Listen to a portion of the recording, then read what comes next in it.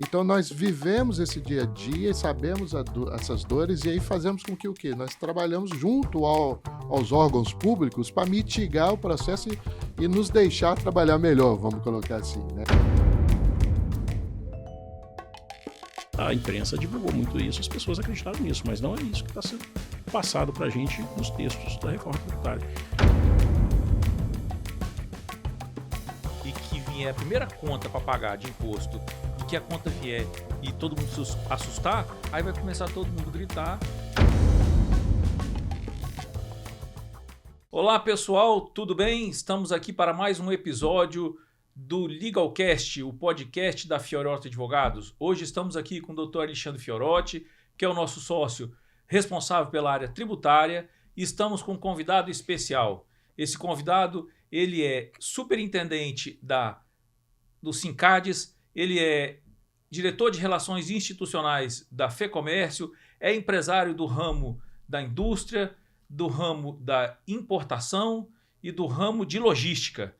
César Pinto. César, seja bem-vindo. Tudo bem? Olá, como vai? Tudo bem? Muito obrigado pelo convite, obrigado por estar participando, honrado por estar com duas pessoas de amigos pessoais e que efetivamente nos está dando a oportunidade de a gente falar um pouquinho da nossa trajetória. César, a honra é nossa, né, Alexandre? A honra é toda nossa de receber você, César, um amigo também, e a gente, além de profissional, que a gente respeita muito e alguém por quem a gente tem um carinho muito grande, a gente está sempre junto, né?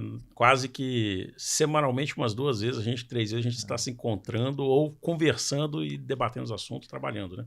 Apesar de muito novo, César é um professor, né? É professor. César é professor da gente. E é catedrático em ICMS. Não conheço quem conheça mais de ICMS do que ele. Eu sempre falo isso para você e não é mentira, tá? Eu falo isso. César, ele fala de direito tributário como um tributarista que conhece há muito tempo. Exatamente. Mas é porque você vivencia isso, né, César? No dia a dia? Na realidade, assim, vindo esses elogios dos amigos, eu tenho que chegar e ter que não aceitar muito. Mas, de qualquer maneira, agradeço efetivamente. Esse é um trabalho que a gente faz há 27 anos, desde que, juntos com alguns empresários do setor atacadista, criamos a CADES lá em 1997, e que depois, em 2007, acabou se tornando Sincades, que é o Sindicato Comércio Atacadista Distribuidor aqui do Estado.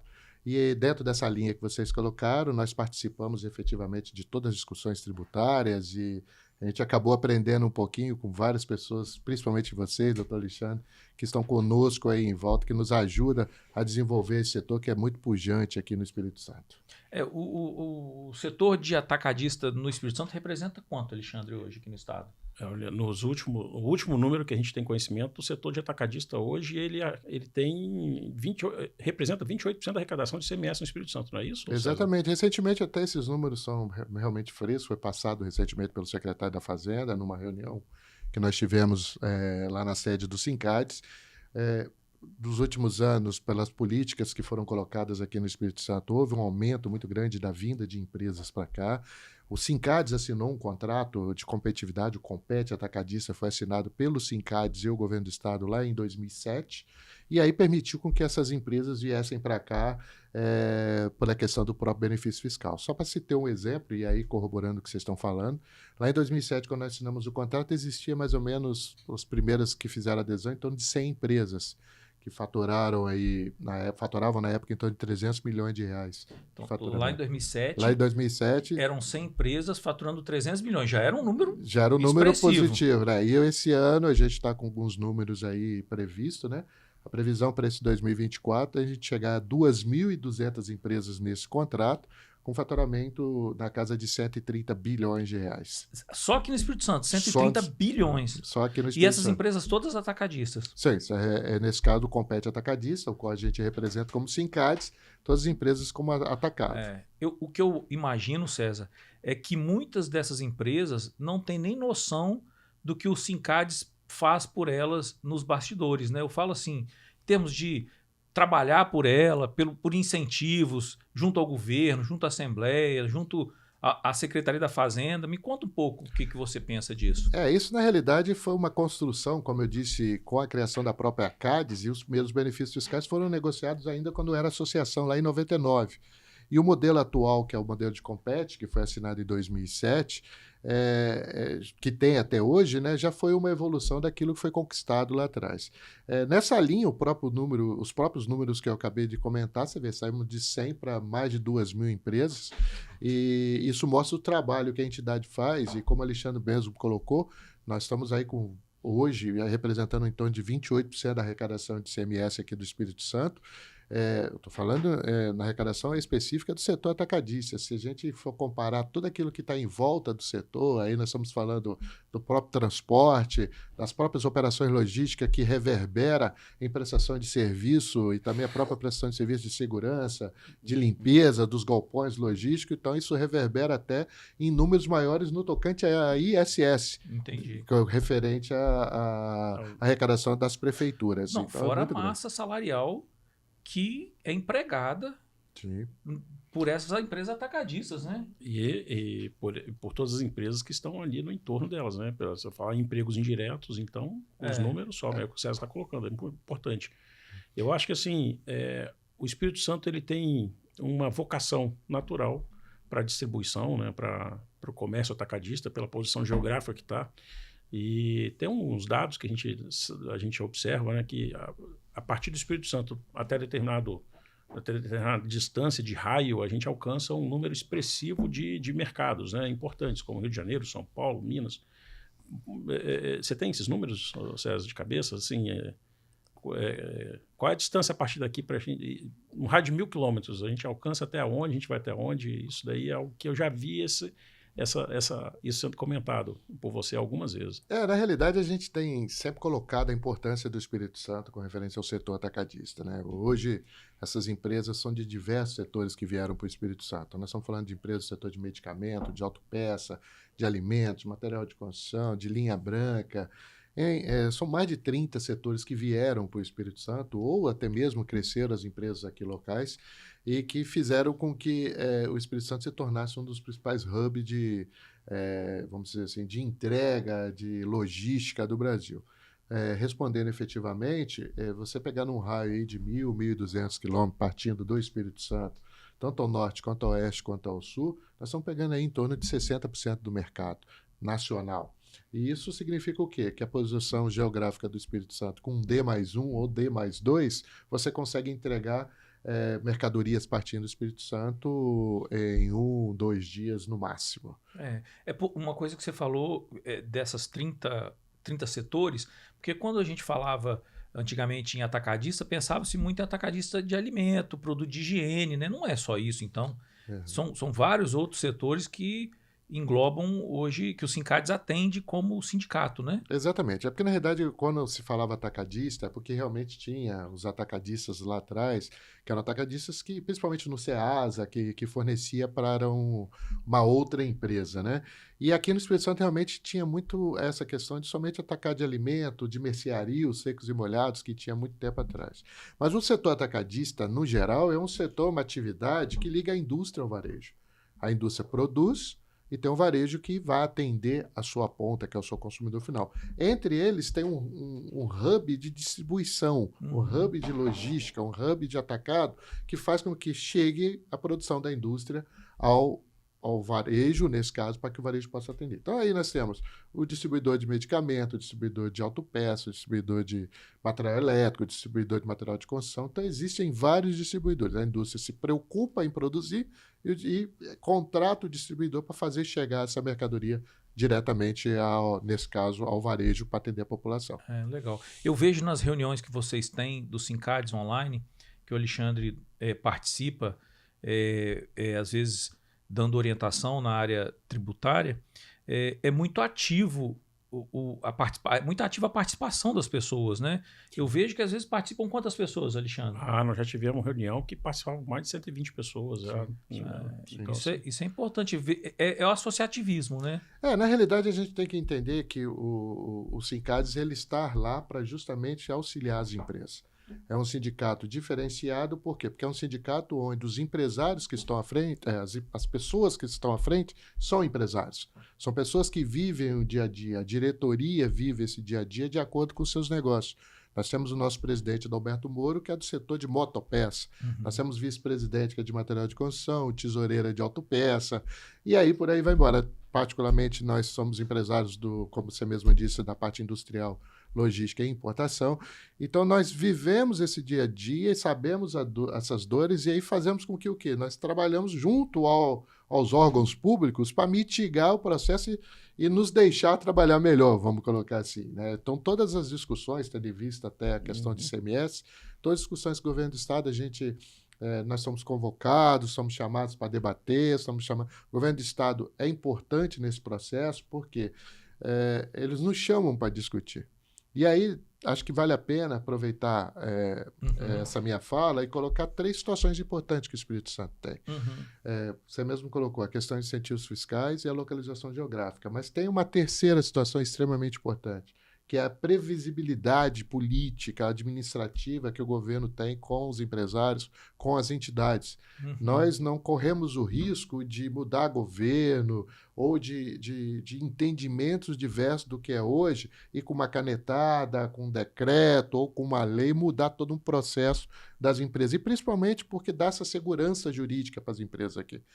Então, assim, esses 3 pontos que nós estamos falando, que é incentivo fiscal, localização geográfica e essa segurança jurídica, você não tem os 3 pontos juntos em nenhum estado do Brasil. É verdade. Isso é um diferencial. É um diferencial que o muito Espírito Santo grande, tem. Então, assim, você imagina o Rio de Janeiro, se ele tem os 3 pontos, você imagina Minas, ou você imagina São Paulo. Então, um talvez tenha incentivo, outros talvez não tenham localização geográfica, como os estados do Centro-Oeste, por exemplo, que não tem um raio muito próximo. Outros não têm essa segurança jurídica, que, infelizmente, no Brasil acho que até mais importante mesmo.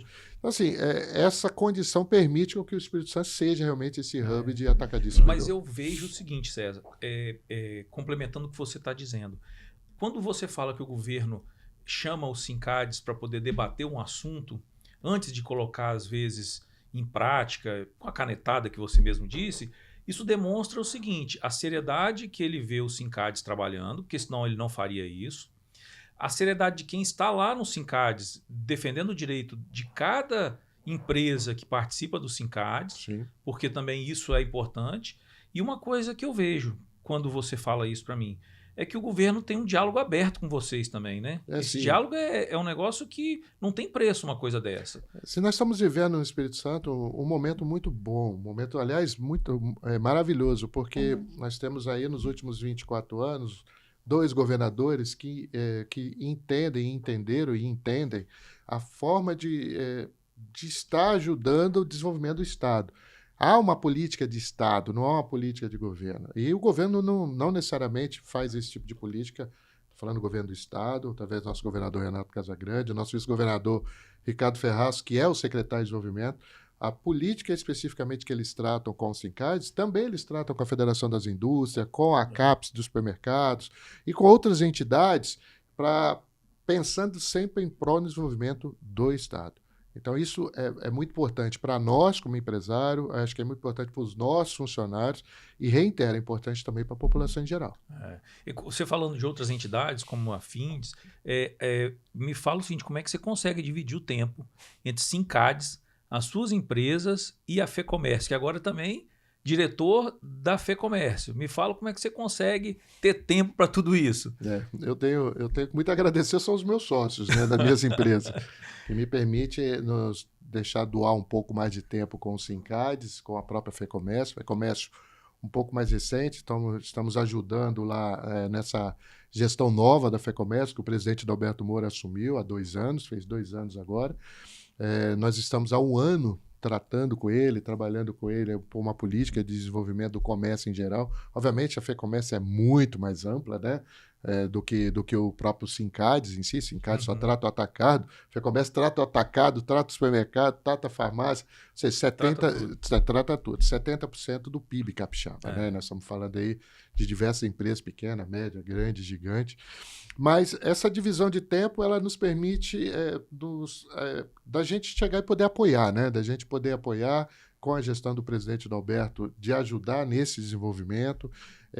Nesses últimos 2 anos, a própria gestão da FEComércio está sendo bastante focada no desenvolvimento para o empresário, principalmente para o turismo, porque o Espírito Santo tem uma vocação turística muito, muito boa, maravilhosa. A gente precisa ampliar, precisa trabalhar. Criamos a SET, né, que é a Câmara Empresarial do Turismo, foi criada pelo presidente dentro da própria FEComércio. E nessa linha, o que acontece? A divisão de estar presente, obviamente, a gente consegue concatenar. Eu esqueci de uma coisa que o César também faz. O César é conselheiro comigo lá na Assembleia, na Frente Parlamentar do Comércio, Indústria, Turismo. Rapaz, é muita coisa, César. É muita coisa que o César faz, não é pouco, não. Agora, me fala uma coisa. Alexandre estava falando, e Alexandre pode falar, que essa parte do associativismo está na sua veia, né? Porque o Alexandre me falou que você foi um dos fundadores lá da Central de Compras, depois da Rede Farms. Como é que foi isso? Na realidade, o Alexandre até comentou, né? Na Central de Compra nós tivemos uma contribuição, nós não fomos fundadores, né? Tá. Nós tivemos uma contribuição lá de ter participado de um processo de desenvolvimento da Central de Compra. Isso nos apoiou muito na questão da própria associativismo. A Central de Compra é um exemplo a nível nacional, que é a união de vários supermercados isso em que pequenos. Ano, isso foi em 95, 94. Sinceramente, como a gente fica velho, a gente nem lembra direito. Mas foi um período muito bom que nós tivemos lá. Tivemos a oportunidade de estar contribuindo. Por conta disso, logo depois, nós fomos convidados para, aí sim, ajudar a montar a rede Farms de farmácia. Contribuímos pela experiência do associativismo no supermercado com a Central de Compra, com o associativismo dentro da rede de redes de farmácia, como a Rede Farms, que hoje é um expoente, um orgulho, e ficamos lá até o ano 2000, foi quando nós assumimos de vez 100% aí a CADES, Sincades, e estamos ajudando através de uma equipe que a gente tem lá na CADES. Pô, que legal. No Sincades. Você esqueceu de falar também que o César, ele é conselheiro lá pelo Sincades, titular do GTFaz, tá? No GTFaz também. Tá no GTFaz também. Que o GTFaz é o grupo de trabalho da Fazenda que congrega aí entidades da iniciativa privada e representantes do fisco, em que a gente periodicamente se reúne, mensalmente a gente se reúne. Sim. No mês pelas entidades, para poder recepcionar as pautas que serão discutidas internamente, para ver o que a gente vai levar para o estado de pleito, para ajuste, alinhamento de legislação, esse tipo de coisa. E no mês seguinte a gente tem essa reunião com a própria Secretaria de Fazenda, os representantes do fisco. Na última reunião do GTFaz, que ele estava em viagem, não pôde participar presencialmente, mas participou online. Estava participando online, eu estava lá presente, e ele, como suplente dele, e ele estava me passando, assistindo, e me passando o direcionamento pelo telefone, ó, isso é assim, isso é assado, aqui tal. Não, isso é comprometimento. Então, assim, bastante comprometimento mesmo. Não, e tem uma coisa, se começar aí fuçar, vai achar mais coisa que ele deve fazer, que a gente não sabe. Conselho de Desenvolvimento Econômico de Cariacica, Conselho de Desenvolvimento Econômico de Vila Velha. Não estou te falando. Dando apoio à ASIS lá, como na parte de conselheiro da ASIS também, Associação dos Empresários da Serra. E assim, o que a gente puder fazer para estar contribuindo, obviamente. Claro que isso é uma contribuição, você se dedica dentro, obviamente, do seu tempo. Mas aquilo que o Alexandre falou, não podendo participar presencialmente, depois, obviamente, da pandemia, com essa questão online, né? A gente pode estar contribuindo.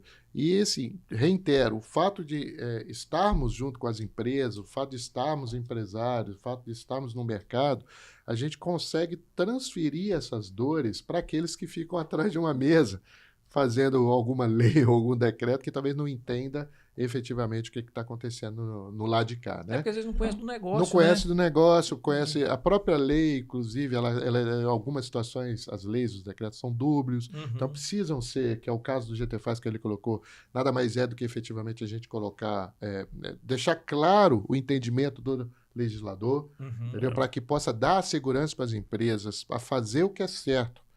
Tá certo? O que está entendido pelo legislador. Porque muitas vezes, porque tá a questão, você fazer algo doloso ou culposo. Vocês são advogados, então tem gente que obviamente, não tem nem dolo para fazer um processo desse. Faz alguma coisa até por uma questão de entendimento ou até erro, né? Não entendimento.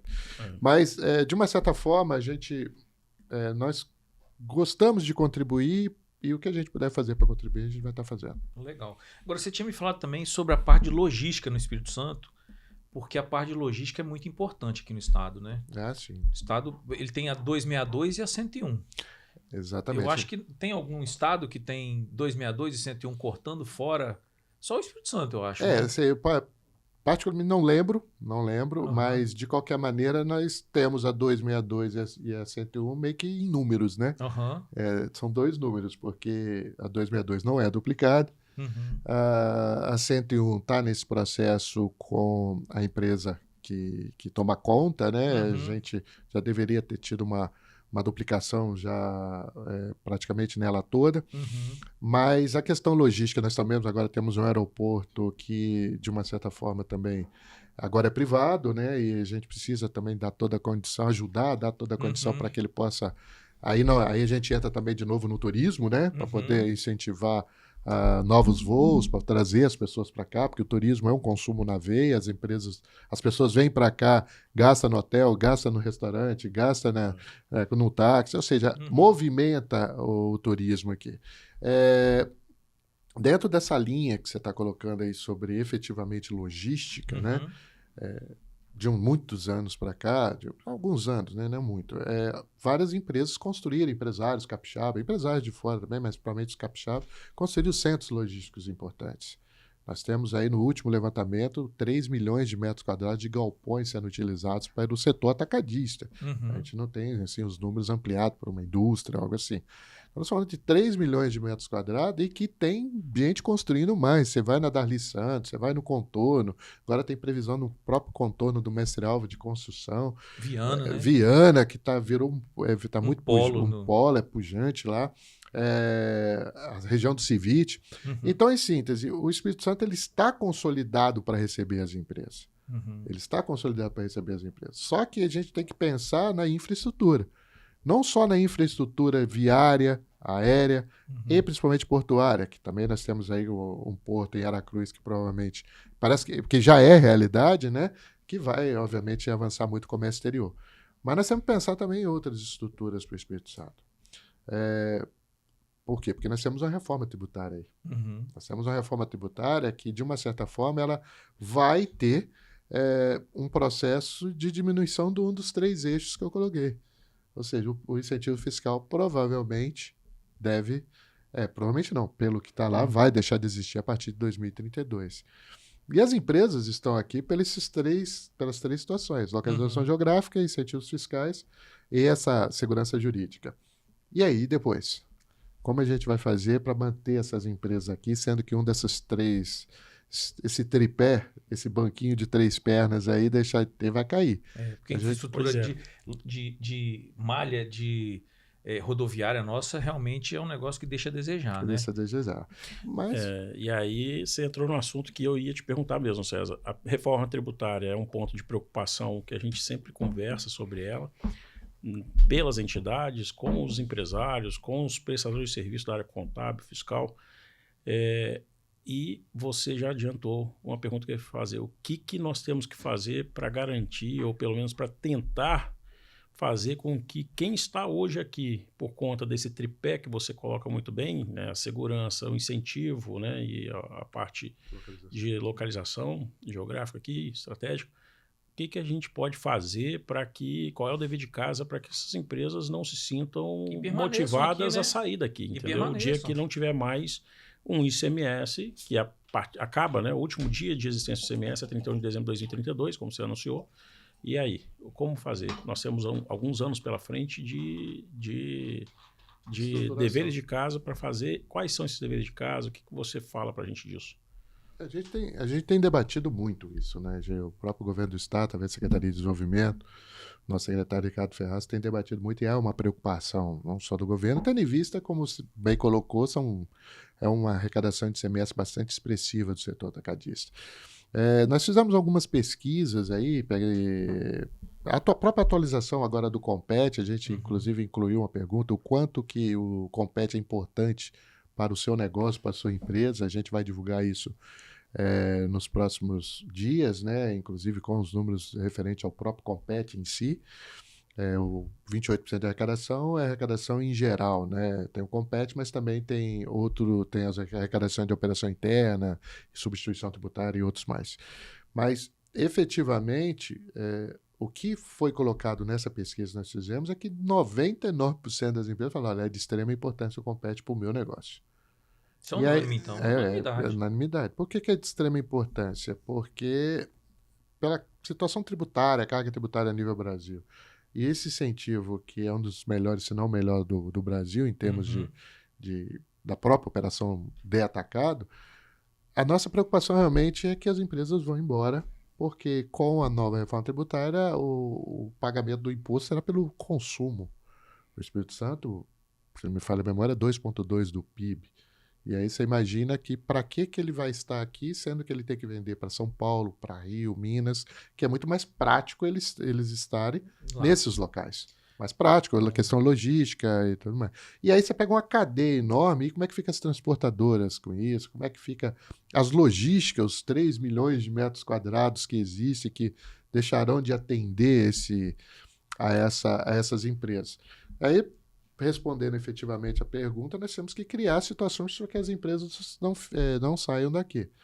Então, assim, você imagina que se hoje tem uma oferta muito importante de galpões, naturalmente, os valores por metro quadrado desses galpões serão mais baratos do que aqueles grandes centros que a oferta talvez não seja tanta, mas a procura é maior.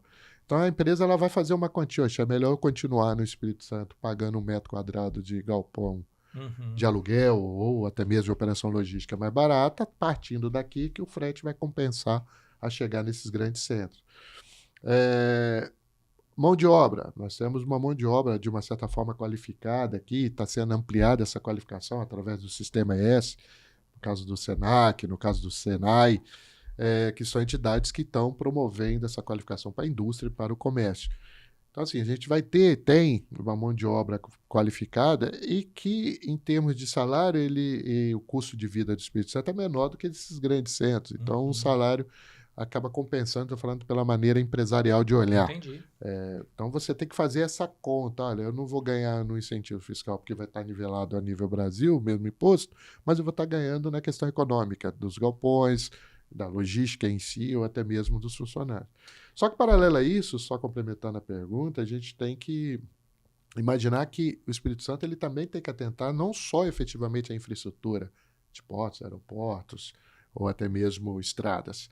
Nós temos que pensar que nós temos que criar um ambiente dentro do Estado, um ambiente positivo para a empresa. Porque o empresário ele olha isso, mas ele olha também a desburocratização, os processos simplificados de abertura de empresa, os processos simplificados de concessão de corpo bombeiro, de meio ambiente, de prefeituras. Nós temos também que avaliar a segurança pública, porque é importante, o Espírito Santo está com excelentes números, parece que é o menor da série histórica, o menor índice de assassinato foi agora nos primeiros meses desse ano. Isso dá essa segurança para o empresário vir para cá. O roubo de carga ontem anunciado no evento do Transcares ontem, também, segundo a informação, eu não consegui participar, mas, por exemplo, parece que em outros estados, acho que não sei se é Rio, São Paulo, teve 5 mil roubos de carga, o Espírito Santo só teve 39. Então, assim, 39 parece que 9 que foi efetivamente o roubo de carga. Então, assim, são informações que nos passam e que nos permite a gente ter que reverberar isso para o empresário. Porque ele não pode especificamente só olhar a ação de números de incentivos fiscais, e sim da segurança dele estar aqui como um todo. Infraestrutura e todo esse processo. Até mesmo o próprio saneamento básico, com esses processos que a CESAM tem feito aí pelos próximos anos, que é extremamente importante, que dá à população uma dignidade de vida, vamos colocar assim, e aí você tem pessoas, funcionários disponíveis. Então, é uma série de ações de conjunto que a gente tem que criar numa iniciativa pública e privada para poder alavancar e dar essa continuidade a partir de 32. Deixar claro, o Estado do Espírito Santo é o Estado. É o Estado. Não, mas esse negócio que você falou da carga, Alexandre, confirmando o que o César está falando, conversei com um empresário do ramo de logística e transporte aqui do Estado, ele falou que quando uma carreta dele vai para São Paulo e vai para Diadema, ele já aciona, porque eles têm uma empresa de rastreamento do carro. dependendo da carga, tem que ir batedor. Não muito próximo do carro, mas tem que ir, porque se acontecer alguma coisa, ele poder acionar a polícia, para não deixar a carga embora. Sim. E dependendo da situação, não tem o batedor, mas o pessoal, na hora que entra naquele raio de diadema ali, o pessoal do monitoramento já começa a monitorar online. Sim. Se o carro parar, ou então o carro sair da rota, eles desligam o carro automaticamente via remoto e aciona a polícia. Cara, é um negócio que não dá nem para entender como é que funciona uma empresa tendo que controlar esse tipo de coisa, né? Mas Existem dispositivos específicos para isso, existem grandes empresas que fazem isso, né? E, obviamente, já tem mapeado até pela própria segurança pública, pela inteligência, que a gente chama de Triângulo da Bermuda, né? É onde desaparece.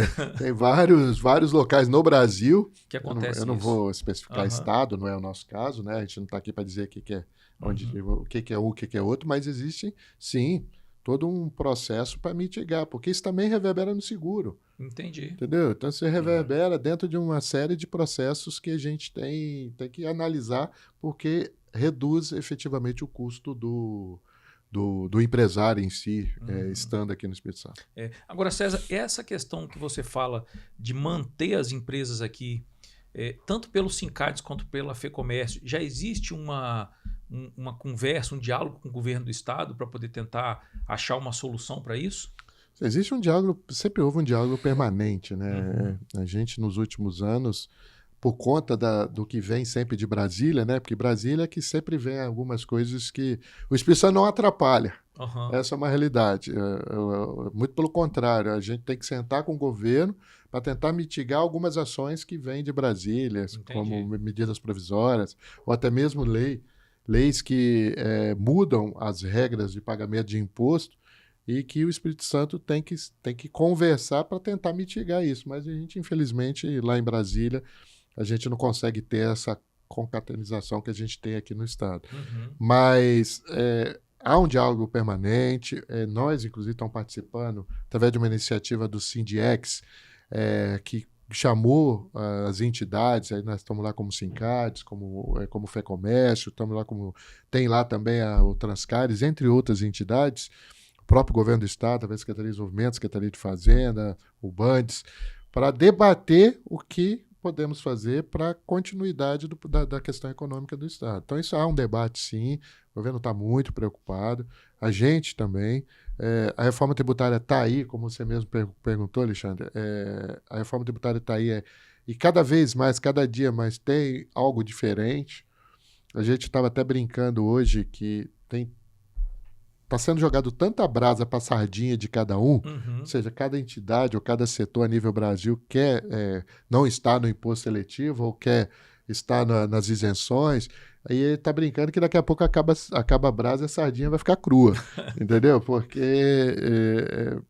está muito mais havendo uma discussão política do que até técnica, né? Porque se você fazer uma análise, a reforma tributária que está aí é um conceito antigo com uma nova roupa.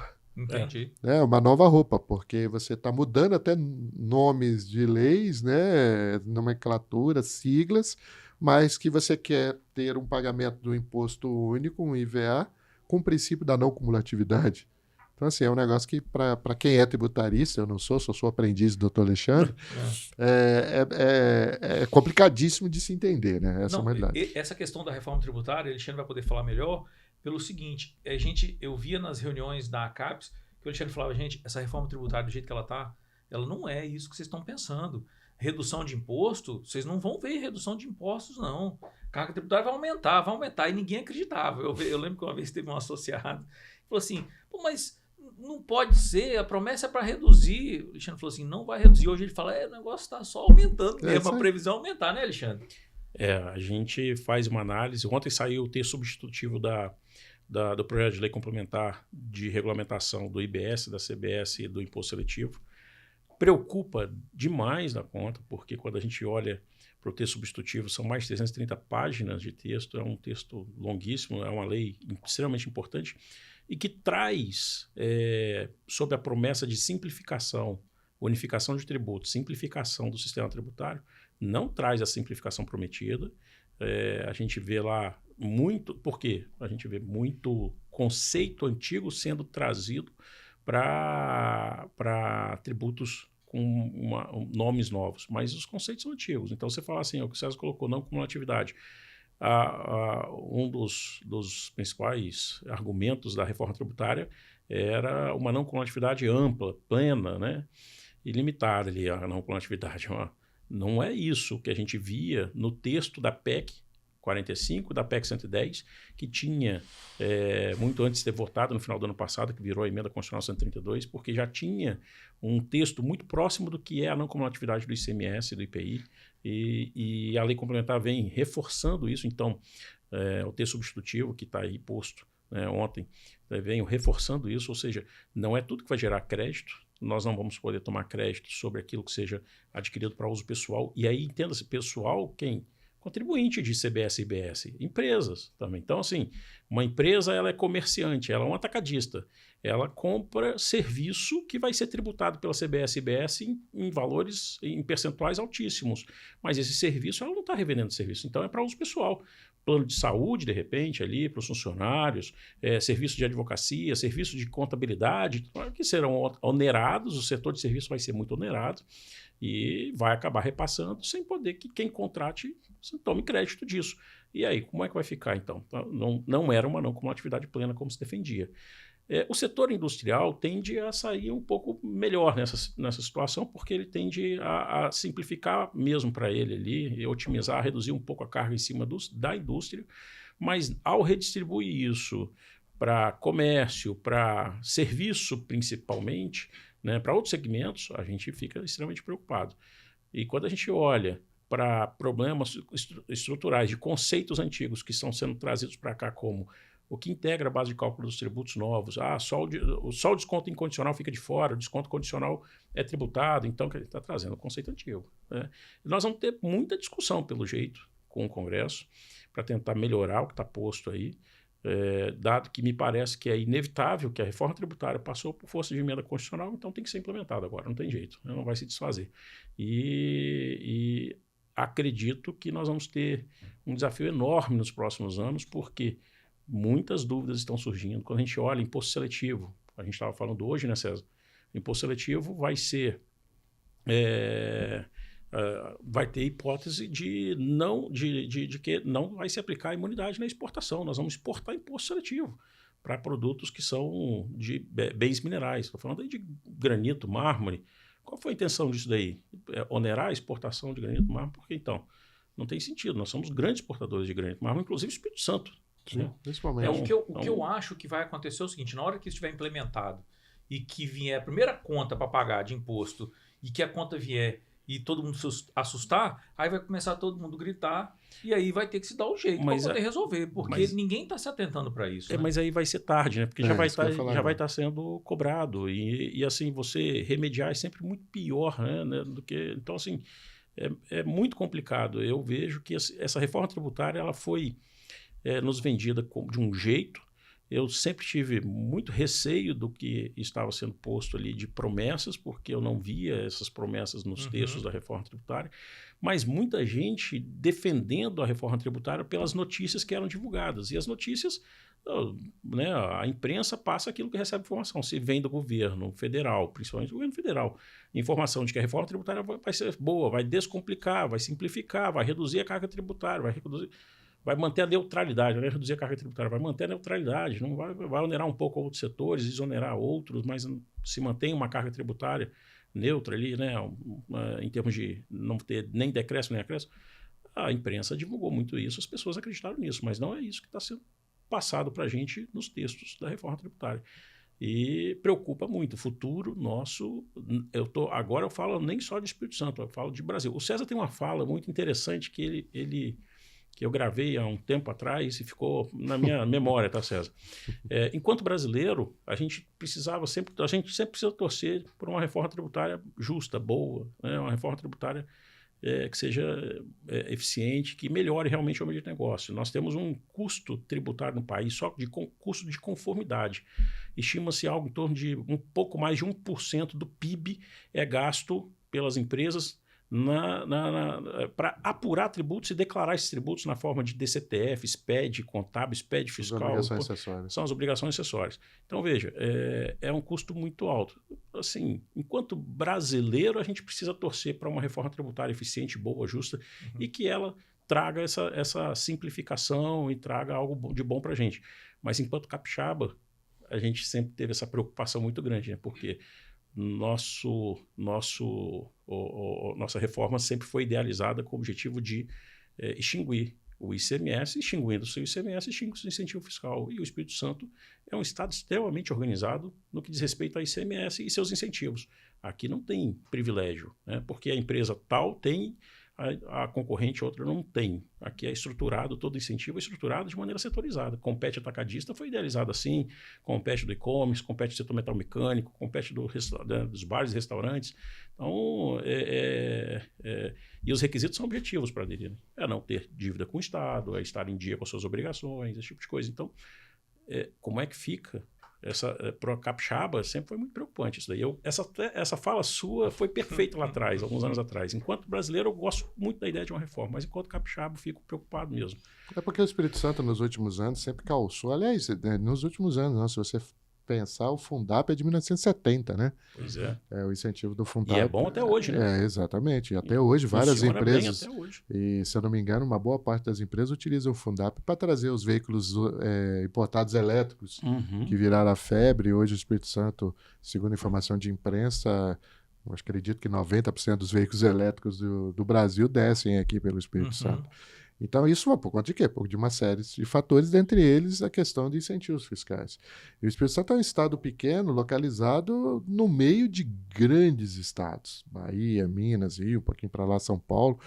E ele precisava, nesses últimos anos, de criar algo diferenciado para que ele pudesse envolver.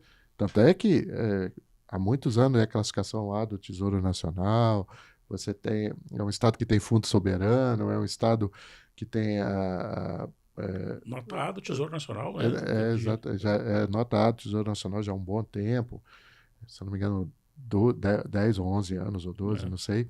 Mas é um estado que foi arrumado, um estado que está arrumado.